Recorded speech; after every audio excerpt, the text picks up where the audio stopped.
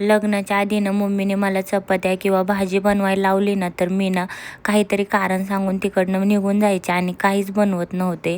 आणि ना तेव्हाच मम्मी मला म्हणायचे, लग्न झालं तुझं कसं होणार हे तर मला काहीच कळत नाही, कारण तुला स्वयंपाकच बनवता येत नाही आणि मुलीला तर महत्त्वाचं स्वयंपाक बनवणंच असतं. असं जेव्हा मम्मी मला बोलायची ना, तेव्हा मी मम्मीला म्हणायचे की मी माझ्या नवऱ्याला सांगेन रोज हॉटेलमधूनच आम्ही जेवण आणू आणि खाऊ. लग्न झाल्यावर किती लाईफ चेंज होते आणि आपल्यासुद्धा किती बदल होतात.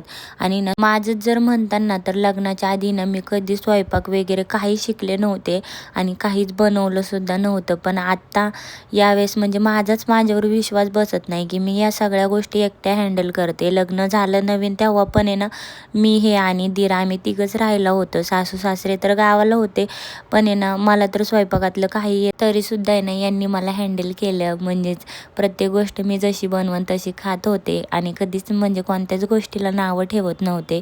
असंच एकदा आहे ना यांनी मला सांगितलं होतं की ना शेवची ना म्हणजे कांदा शेव पण बनवतात आणि ती रेसिपी तू बनव. तर मला त्यावेळेस काही जमलीच नव्हती, म्हणून आहे ना यांनी एकदा म्हणजे मला बनवून असं खाऊ घातली होती की अशी बनवायची शेवभाजी म्हणून बनवली होती. आणि त्यावेळेस मी ना लक्षात ठेवलं की त्यांनी काय काय म्हणजे त्या भाजीमध्ये वापरलं किंवा बनवली कशी. आणि ना तशीच मी पण आज ट्राय केली होती आणि तुम्ही पण नक्की ट्राय करा. खरंच खूप छान आणि टेस्टी लागते. आणि व्हिडिओ आवडला असेल तर फॉलो तुम्ही करत नाही, फॉलो पण करा.